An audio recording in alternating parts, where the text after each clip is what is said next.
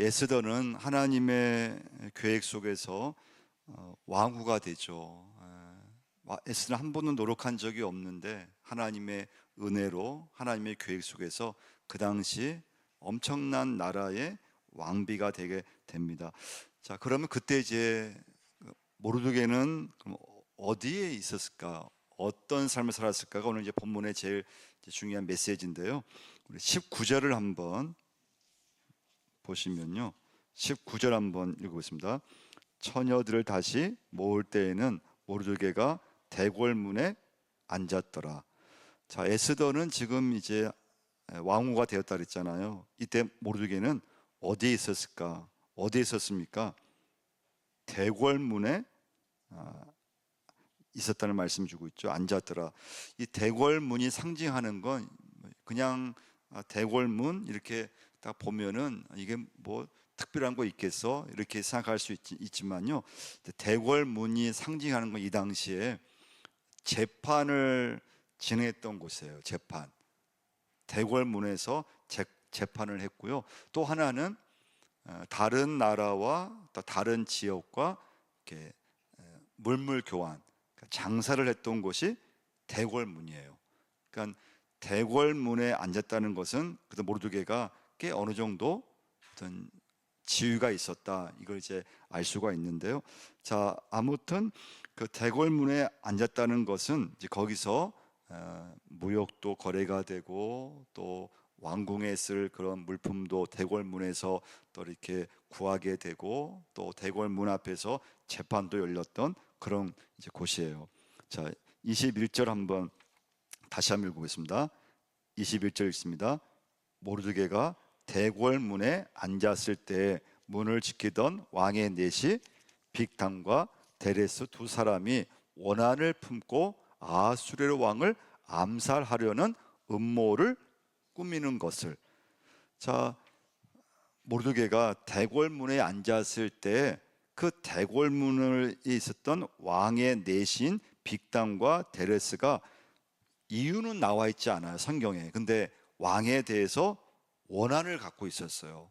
그리고 왕을 죽이려고 하는 음모를 꾸미고 있었어요. 근데 이걸 누가 알았어요? 모르드게 알았다는 거예요. 어떻게 알았을까요?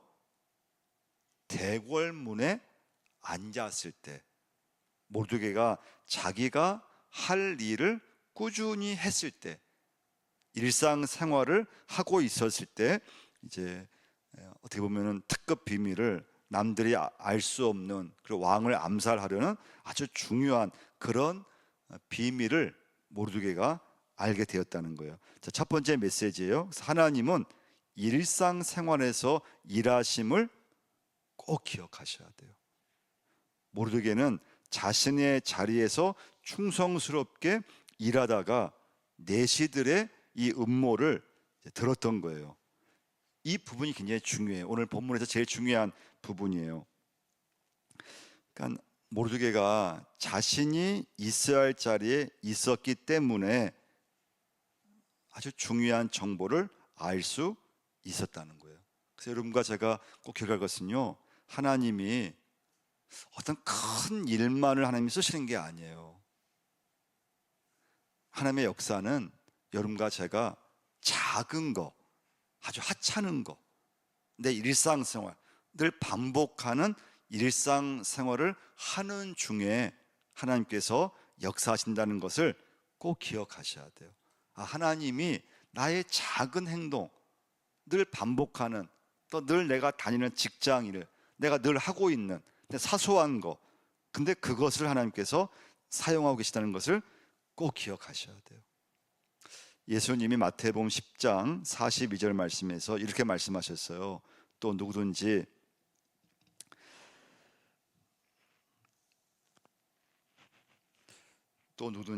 제자의 이름으로 이 작은 자 중 하나에게 냉수 한 그릇이라도 주는 자는 내가 진실로 너에게 이르노니 그 사람이 결단코 상을 잃지 아니하리라. 그러니까 냉수 한 그릇이라도 주는 자, 그 아무도 아니잖아요. 근데 하나님은 그 사람에게 큰 상을 주신다고 말씀해주고 있어요. 그래서 여러분과 제가 중요한 건 내가 이렇게 살아가는 하루 일상, 그러니까 뭐 직장 다니시는 분들은 직장들 반복되잖아요. 또 주부는 주부의 삶, 또 사업하는 분들은 또 사업하는 분들의 삶, 또 교회 봉사하는 분들은 또 봉사하는 삶, 늘 그냥 평범하고 또 아무것도 아닌 것 같고, 그런데 하나님은 나의 일상생활을 통해서 역사하신다고 하는 거. 그래서 여러분, 일상생활이 중요하구나, 이걸 꼭 기억하셔야 돼요.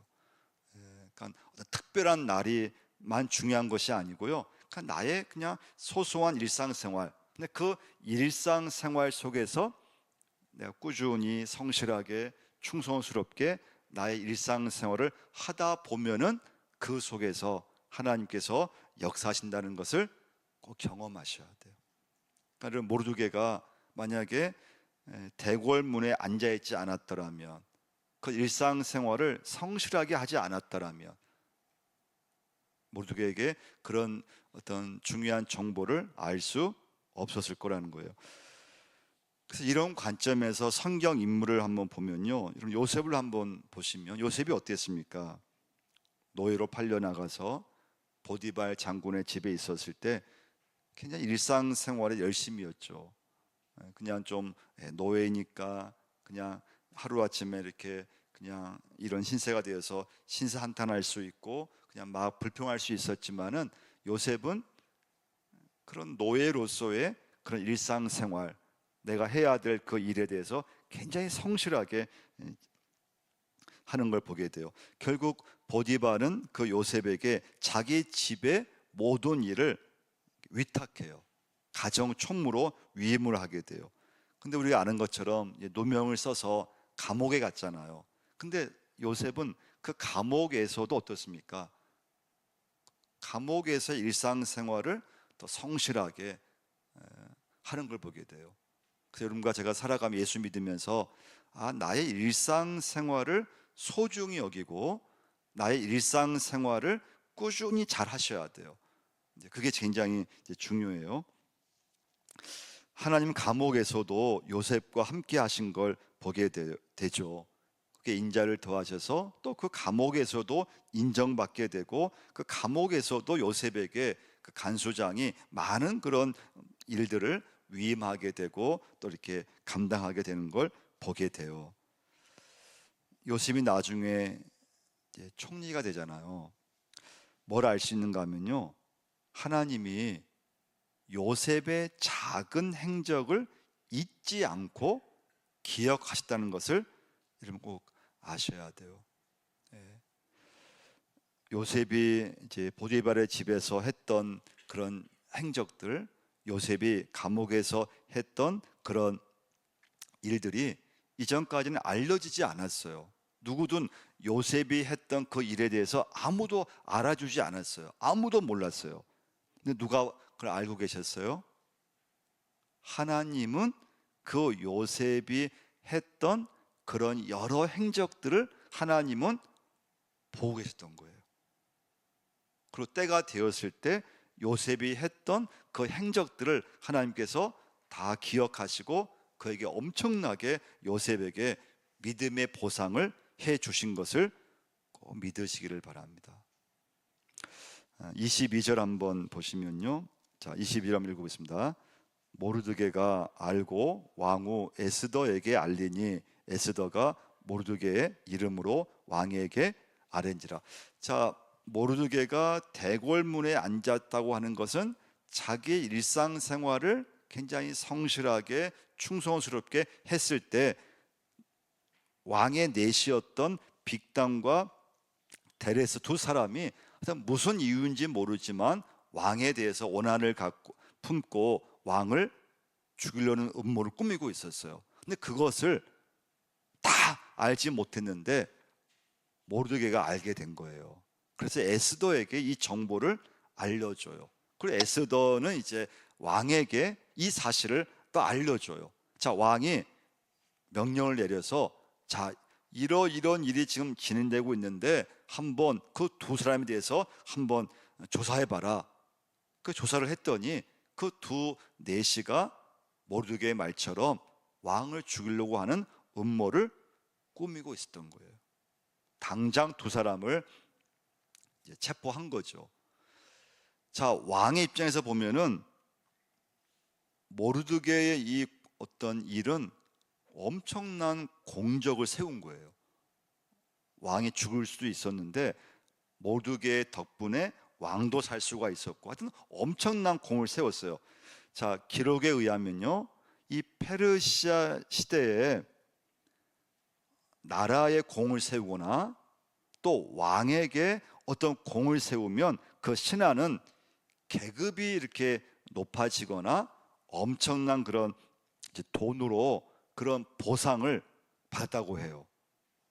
자, 그러면 모르드게는 당연히 계급이 높아지거나 또 왕이 야, 너 때문에 내가 살았어, 너 아주 대단해, 그 상을 내려야 돼요. 근데 오늘 이제 본문에 보면은 아하수르 왕이 모르드게에게 보상을 주지를 않아요. 상을 내려줘야 되잖아요.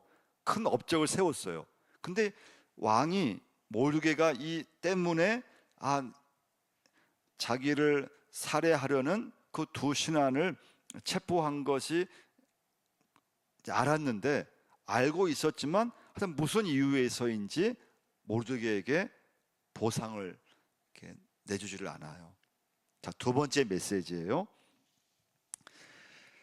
여러분과 제가 예수 믿고 교회 헌신할 때 꼭 기억할 것이 뭔가 하면요, 내 믿음, 내 헌신, 내 선한 수고를 하나님이 아신다는 것만을 꼭 믿으셔야 돼요.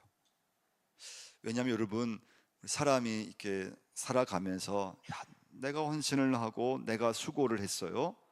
그럼 인간의 마음은 좀 누군가 알아줬으면 하는 마음이 있어요. 그런 심리가 있어요. 누군가 내가 한 이 좀 헌신을, 내가 한 어떤 이런 좋은 점을, 내가 했던 좀 선한 그런 어떤 행동을 좀 다른 사람이 좀 은근히 알아줬으면 하는 그런 마음이, 그런 인간의 심리가 누구에나 있어요.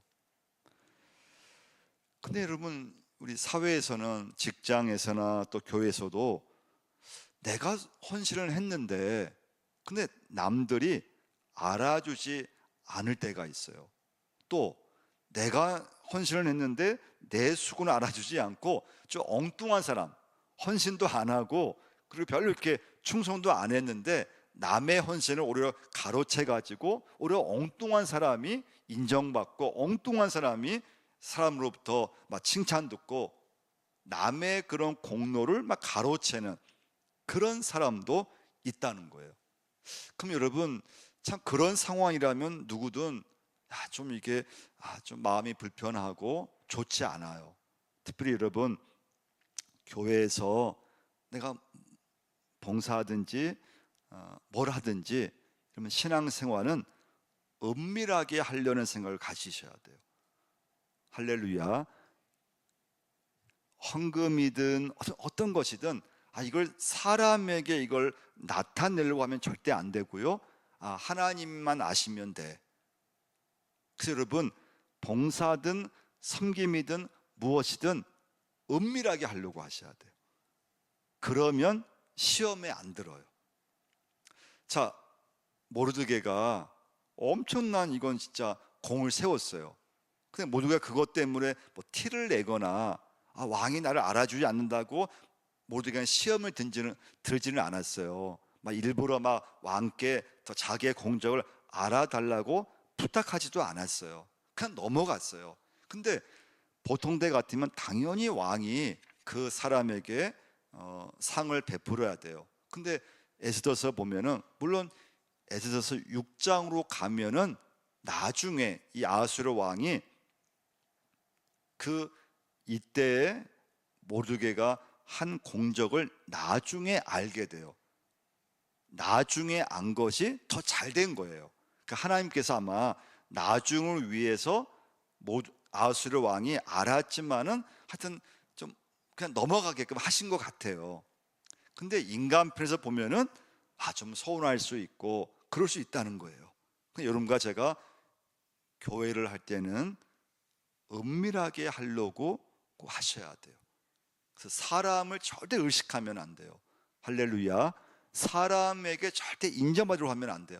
사람이 내가 한 거 몰라줘도 누가 아신다고요? 하나님이 아신다는 걸 꼭 기억하셔야 돼요. 그 믿음을 가지셔야 돼요.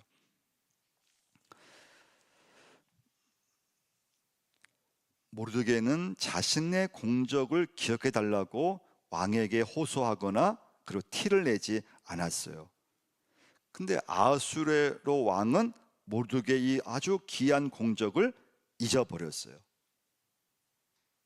에스더서 6장에 가면은 모르드게 공적을 이제 아수에로 왕이 뒤늦게 알게 되고 모르드게에게 엄청난 상을 베풀어 주게 돼요.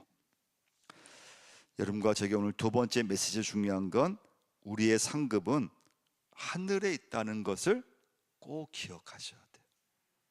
그래서 사람에게 인정받고 사람에게 내가 그 칭찬을 드리면 하늘 상급은 없다 그랬어요. 그래서 여러분, 이 땅에서 여러분과 제가 헌신을 하는 거, 내가 봉사하는 거, 내가 충성하는 거 사람이 몰라도 그게 문제가 되면 안 돼요. 사람이 몰라도 괜찮아요. 근데 누가 아시면 돼요? 하나님이 아신다는 것을 꼭 기억하셔야 돼요. 우리의 공적은 하늘에 기록되어 있는 줄 꼭 믿으시기를 바랍니다. 그래서 하나님이 보셔야 돼요. 하나님이 보시게 해야 된다는 거예요. 사람이 보게 하면 안 돼요. 사람은 내가 한 헌신을 몰라도 괜찮아요. 하나님이 보시는 것은 하나님께서 반드시 어떤 방법을 통해서라도 나에게 믿음의 보상을 해준다는 것을 꼭 확신을 가지셔야 돼요. 이게 저의 확신이고 여러분의 체험이 되셔야 돼요. 내가 하나님 앞에 한 거, 헌신한 거, 근데 그것이 사람은 모를 수 있어요. 근데 하나님은 아시기 때문에 하나님의 어떤 시간이 되면은 반드시 그 이상의 엄청난 그런 응답으로 여러분과 저에게 하나님께서 응답해 주심을 꼭 믿으셔야 돼요. 믿으셔야 돼요. 하나님은 여러분의 수고를 절대 눈 감으시는 분이 아님을 꼭 기억하셔야 돼요. 내가 했던 어떤 헌신, 내가 모르고 했던 어떤 수고, 또 내가 했던 남들에게 알려지지 않았던 그런 어떤 믿음의 그런 충성, 사람들에게 어떤 보상을 기대하지 않고 내가 순수하게 오직 말씀에 의지해서 했던 그런 모든 내 믿음의 헌신은 하나님께서 반드시 아시고 하나님의 때가 됐을 때 하나님께서 내 믿음에 의해서 역사하신다는 것을 꼭 기억하셔야 돼요.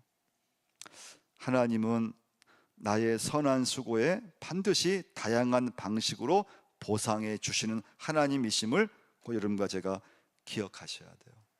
근데 이게 참 현실에서는 어려워요. 저도 어려워요.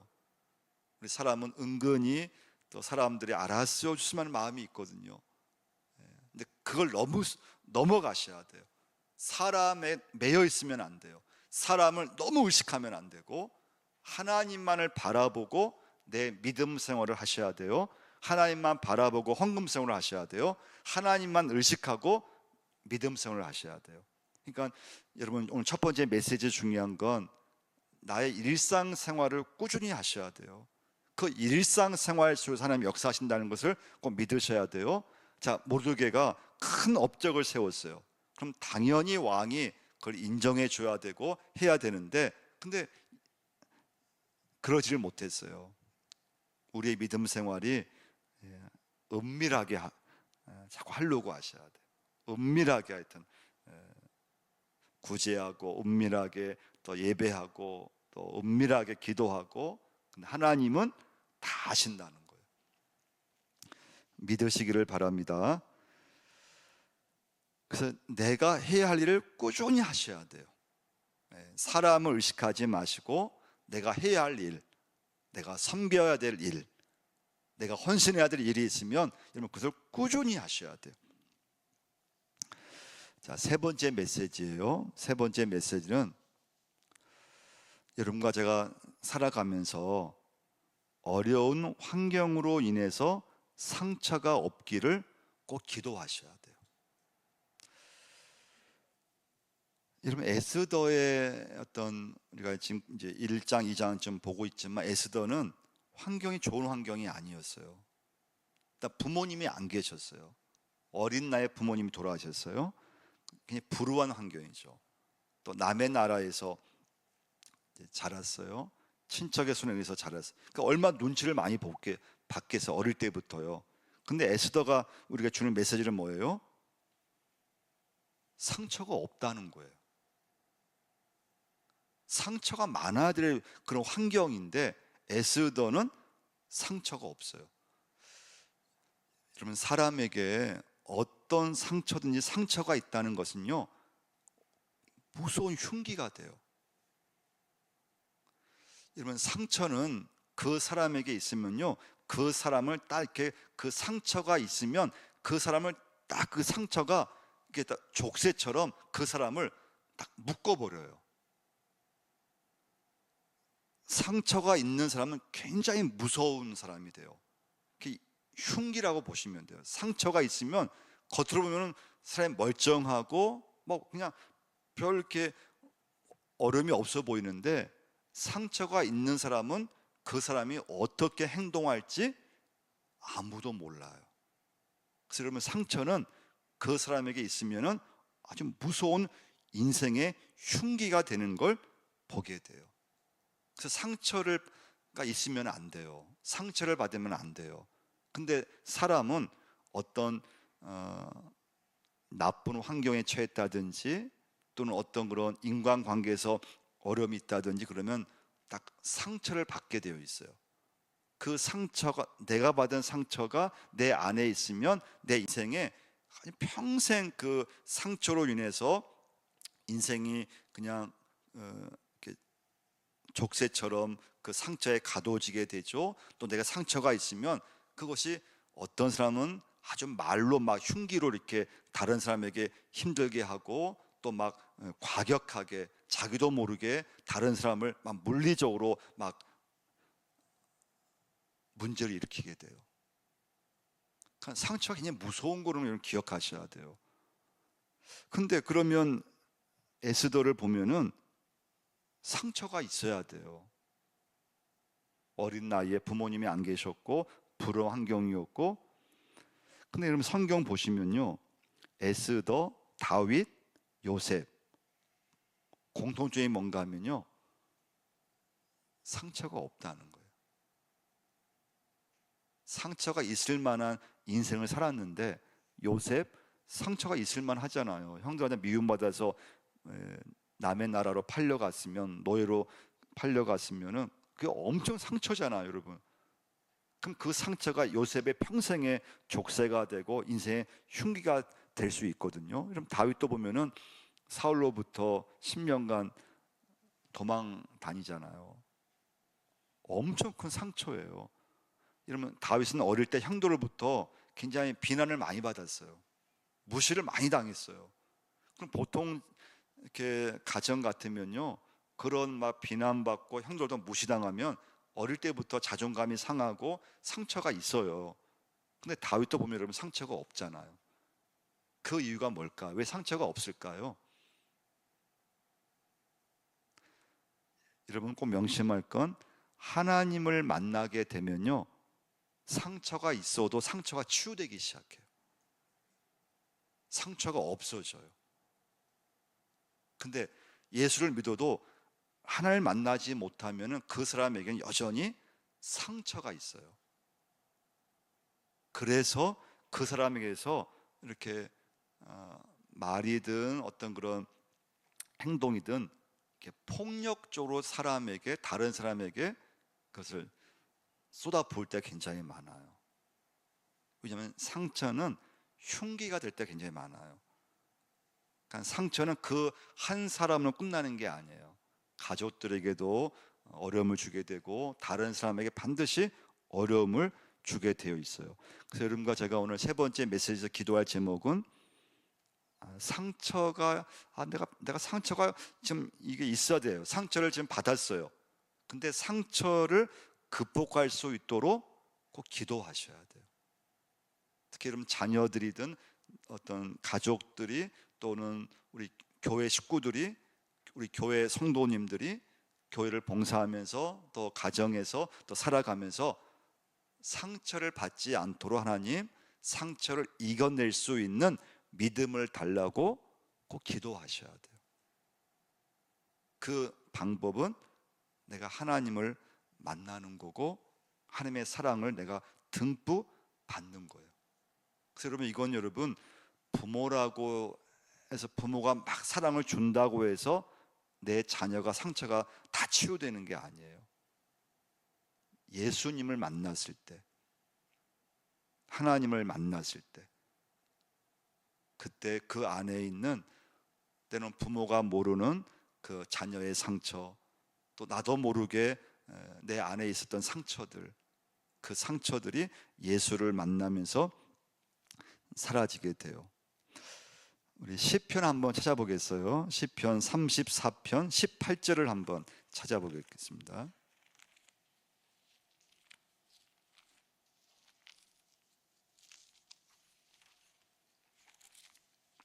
네. 시편 34편 18절을 읽어보겠습니다. 여호와는 마음이 상한 자를 가까이 하시고 충심으로 통회하는 자를 구원하시는도다. 여호와는 마음이 뭐라고 했습니까? 상한 자를 가까이 하시고, 그러니까 상처난 마음, 상처가 하나님 앞으로 나아가는 통로가 된다는 거예요. 마음이 상한 자 뭡니까? 막 기분 나쁠 때 있잖아요. 마음이 상한 거예요. 감정이 막 별로 이렇게 안 좋아요. 막 그냥 마음이 그냥 막 낙심한 상태예요. 그게 마음이 상한 자예요. 근데 여호와는 마음이 상한 자를 뭐라고 했습니까? 가까이 하시고 충심으로 통회하는 자를 구원하신도다. 이런 마음이 상처를 받으면 얼마나 힘든지 모르죠. 얼마나 힘듭니까? 내 마음에 상처를 받았을 때, 말로 상처를 받았고 또 다른 사람 나를 막 무시한 나 느꼈을 때, 야 나를 무시해. 때로 인간관계에서 막 상처받고 교회에서 막 봉사하다가 상처받고요. 이러면 상처받을 일이 한두 가지가 아니에요. 근데 여러분과 제가 그 상처에 너무 머물러 있으면 그 상처가 내 믿음, 내 어떤 인생을 그냥 딱 이렇게 막 아무 못하게 만들어요. 그리고 그게 흉기가 될 때가 굉장히 많아요. 그래서 여러분 그 상처가 이제 있게 돼요. 상처가 남아 있게 되잖아요. 근데 그 상처를 자꾸 이렇게 사라지게 하셔야 돼요. 그 방법은 하나님께서 하나님을 사랑을 내가 느꼈을 때, 그러면 참 신기하게도요, 정말 불우한 환경이고 그리고 어려운 환경에 자랐는데 신기하게 상처가 없어요. 그래서 오늘 마지막 메시지, 여러분과 저에게 상처가 없으셔야 돼요. 살아오는 과정은 다 다르고 또 내가 정말 살아오면서 정말 상처받을 환경이었지만 하나님, 제가 예수 믿으면서 그 내 속에 있는 상처가 십자가의 그 은혜로 다 치유되었습니다. 지금 상처가 하나님 남아있지 않습니다. 이 고백을 여러분과 제가 할 수 있으셔야 돼요.